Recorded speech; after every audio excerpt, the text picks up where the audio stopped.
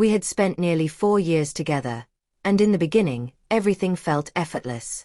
She was sharp, witty, and brought a kind of energy into my life that made every day feel exciting.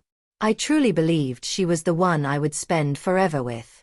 After a year, we moved in together and started shaping what I thought was our future. We spoke of marriage, children, and growing old side by side. I gave her everything I had.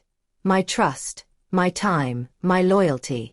But over time, things started to change, and not in the ways I wished. It was subtle at first. She no longer reached for my hand when we were out in public. The sweet little texts she used to send during the day stopped arriving. Her thoughts always seemed distant, and when I asked if something was wrong, she would dismiss it with excuses. She was tired, stressed with work, or just having an off day. I chose to believe her because I couldn't handle the possibility of anything worse. I clung to the hope that this was just a rough patch. Then one night, I overheard her whispering on the phone in the bathroom. She had never taken calls in there before. My stomach twisted, but I tried to convince myself I was imagining things. After that, though, the signs became harder to ignore. She started going out more often, saying she was meeting colleagues. She became colder, detached, as if I were living with a stranger. One evening, she left her phone on the counter while she showered. When it lit up, my world stopped. The message read, "Last night was incredible. I can't stop thinking about it." My hands shook as I unlocked the phone and opened the thread.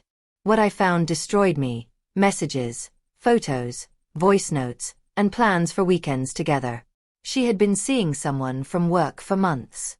When I confronted her, she didn't even try to deny it. No tears, no remorse, just a blank, unfeeling expression as she said, "It's over between us. I feel alive with him.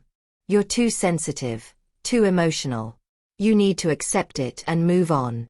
Her words pierced deeper than any argument ever could. I had given her everything, and now I was expected to quietly accept her betrayal. That night, I packed a bag and walked out. No shouting, no breakdown. I kept my composure on the outside, though inside I was shattered. For a while, I stayed with a friend, trying to figure out how to rebuild my life. At first, all I wanted was peace. Revenge never even crossed my mind. Weeks later, her best friend Rachel reached out unexpectedly. She had heard what happened and wanted to check if I was okay. Rachel and I had always shared a good connection. She was kind, thoughtful, and sincere. She admitted she never understood why my ex treated me the way she did. We started meeting for coffee, just talking. There was no pressure, only understanding. For the first time in a long while, I felt truly seen. One evening, what was meant to be a simple dinner turned into hours of conversation. That night, Rachel confessed she had always thought I deserved better, but kept it to herself out of respect for our relationship. The honesty in her eyes moved me. In that moment, it felt natural, and we shared a kiss, not out of spite, but because finally I felt valued.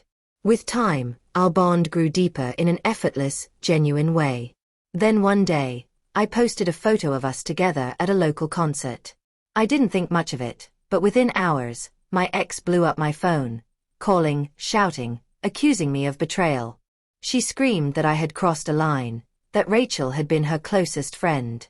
I didn't fight back. I reminded her of that night, the night she told me to toughen up and accept what she had done. And so I did. I accepted it, and I moved on. She tried to twist the story, to paint me as the villain, but people saw through it. They remembered how I had fought for us long after she had given up. Even Rachel recognized the truth and chose to walk away from that friendship for good.